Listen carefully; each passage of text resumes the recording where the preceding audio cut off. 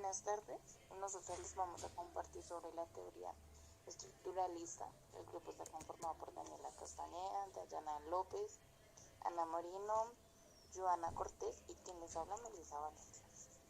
Entonces, esta se da más o menos a partir de los años 40 o 50 y debido a una crisis que tenía la teoría clásica por su parte de mecanismo y la teoría de las relaciones humanas por su romanticismo ingenuo, que reveló pues esa falencia tan grande que tenía y abrió esa brecha pues para resolver esos problemas. Debido a esto entonces se crea la teoría estructuralista, que es organizacional, quiere decir que va a organizar y va a compactar muchas cosas, lo cuales no hacían las otras dos. La teoría, entonces, en esto es el desdoblamiento de la teoría de la burguesía, que es una base pues por la cual se creó esta teoría del estructuralismo y que es una ligera aproximación a las relaciones humanas. Representa una visión crítica de la organización formal que está integrada por un grupo de psicólogos y sociólogos que se dedican al estudio del comportamiento humano. Entonces eso también ayuda aquí pues a tener como más presente el papel que juega la persona. Por eso está muy dada la parte de la teoría de relaciones humanas. Esta surge a la necesidad de visualizar la organización como una unidad social grande y compleja, en donde la interacción de los grupos es importante y no solamente en la parte interna, sino también en la parte externa, que ya es el conjunto con otras empresas. La burguesía constituye un tipo específico de organización, que es la de las formales y las complejas. Eso también hace parte ahí. Las organizaciones formales por excelencia son burguesas. Eso, o sea, hacen más como tener organizado y tener todo presente. Y en la teoría estructuralista tiene como exponentes pues esta. Y Max Weber es uno de los que más impulsó, pues a pesar de que él ya había fallecido, tuvo uno de los grandes impulsos. Buenas tardes, a mí me correspondió el origen de la teoría estructuralista. Esta se da a finales de los años 40 y principios de los 50. Primeramente nace como una oposición a la teoría científica y a la teoría de las relaciones humanas, ya que esta abarca una visión más amplia, integrando, digamos, los elementos faltantes de cada una de las teorías. También nace como la necesidad de considerar la organización como una unidad social compleja, en donde interactúan muchos grupos sociales que comparten los objetivos de la organización. Como el estructuralismo estudia las ciencias sociales, de ahí nace estudiar las relaciones de las organizaciones, ya que esta maneja muchas relaciones interpersonales a nivel organizacional. La estructura es el conjunto de dos o más elementos que se encuentran en cambios constantes y que estos se tienen que medir a adaptaciones, pero la estructura se mantiene, es decir, que si se altera alguno de los elementos, la estructura no se va a modificar y se mantiene. Y la interrelación es intraorganizacional, es decir, que tiene más relaciones con las diferentes organizaciones.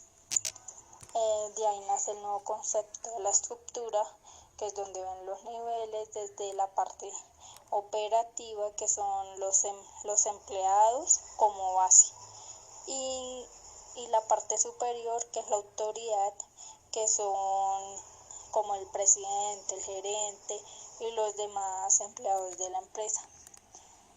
Luego de eso se habla de un hombre organizacional, en donde este tiene unas características que es un hombre flexible, es abierto a las oportunidades, está dispuesto a hacer lo que sea necesario por la organización.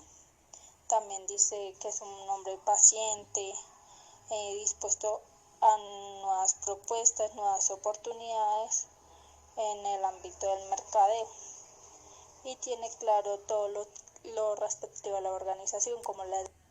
Bueno, chicos, yo les voy a hablar sobre los principales autores o representantes de la teoría estructuralista, y dice que el primer autor es Carlos Marx, quien asegura que la estructura se compone de partes que a lo largo del desarrollo se va descubriendo pues las diferencias en medio de la estructura. Otra característica importante que tiene este autor es que forma la parte dialéctica de esta teoría, y por esto es que genera como una gran autonomía sobre otras teorías, y ella mantiene la integración y la totalidad de su estructura, pero entonces ellos no lo hacen de forma presencial o de reuniones, sino por el tipo de correspondencia, todo por el método como el papeleo. Otro de los autores importantes es Max Weber, que él nos habla desde la parte fenomenológica, que busca pues como las características del proceso, y nos dice que la estructura es un conjunto que se constituye y se organiza, y que tiene unos elementos, que cada elemento tiene una función determinada bajo esta estructura, y que impide que la estructura sea diversa o tenga diversidad. Otro de los autores que encontramos en esta teoría es James Thomson, quien busca que el perfil de las organizaciones se adapte a ciertas características. Tenemos un enfoque cognitivo que lo habla James, y el señor Simón, que nos habla del enfoque cognitivo desde la psicología y los recursos humanos. Y Tom Burns nos habla de las nuevas organizaciones de la industria basada en los sistemas de producción. Y para finalizar ya tenemos a Maidt, que es uno de los autores más recientes que habla sobre esta teoría, y dice que él busca la oposición entre el enfoque clásico y las relaciones humanas, que genera una necesidad de visualizar la organización como una unidad social compleja. Y él también busca que se pueda evidenciar en esta teoría un método analítico y comparativo para estudiar los elementos que integran a un todo, y a lo que él hace referencia con un todo es como al tipo de estructura. Y para finalizar, este autor se preocupa por la estructura y no por la funcionalidad. Buenas tardes, compañera. El estructuralismo pasó por unas organizaciones. Estas pasaron por un proceso de desarrollo a lo largo de 4 etapas, que son la primera, que es la etapa de la naturaleza, la segunda, la etapa del trabajo, la tercera, etapa del capital, y la cuarta, la etapa de la organización. Entonces, la etapa de la naturaleza nos habla de la subsistencia de la humanidad. También nos habla de los factores naturales que constituyen en la base única de subsistencia en los seres humanos.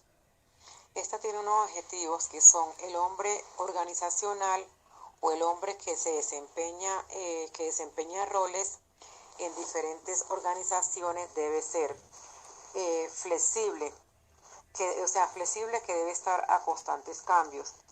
Paciente, evitar desgastos emocionales debido a los conflictos entre las necesidades del individuo.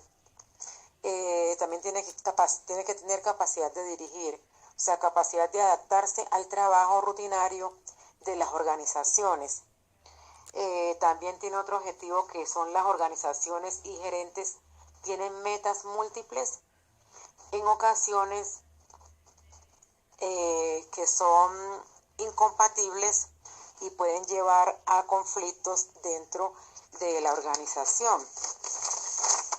Otro objetivo también es que establecen resultados afines.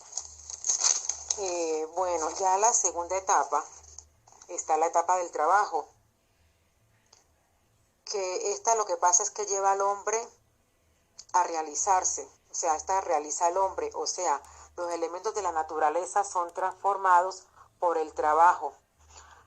A partir de la naturaleza surge un factor perturbador que inicia una verdadera revolución en el desarrollo de la humanidad, llamada trabajo, ya que este condiciona los factores, este condiciona la forma de organización de la sociedad. Tenemos otra etapa, que es la etapa del capital, que esta pasa a prevalecer sobre la naturaleza y el trabajo, transformándose en uno de los factores básicos de la vida social por cuenta propia en régimen privado. Tenemos la cuarta etapa, que es la etapa de la organización. Ya esta etapa recoge o entra a prevalecer sobre la naturaleza, el trabajo y el capital, y se someten a la organización. Y ya la organización conlleva a varias etapas. También el sociólogo Etzioni. Buenas tardes, compañeros, mi nombre es Dayana López. Yo les voy a hablar, digamos, como las conclusiones en general de la teoría estructuralista.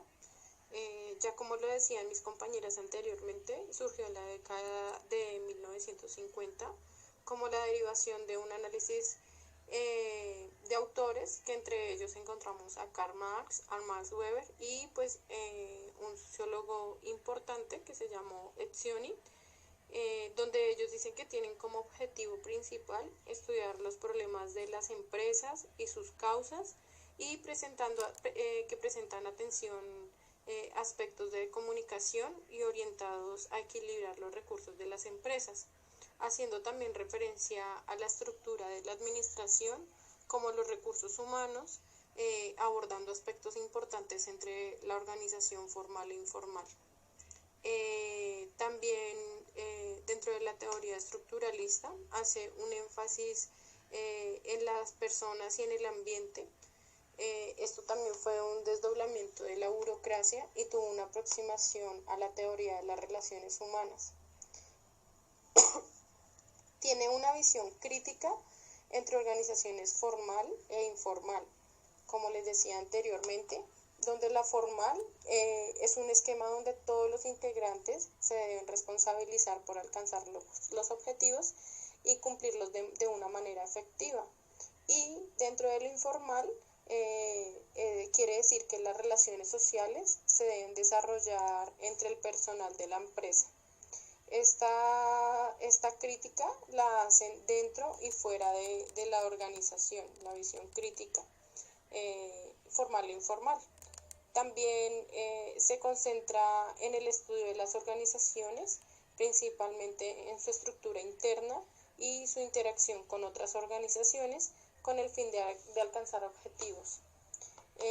También como hombre organizacional, con las heads, como características de personalidad para tener éxito.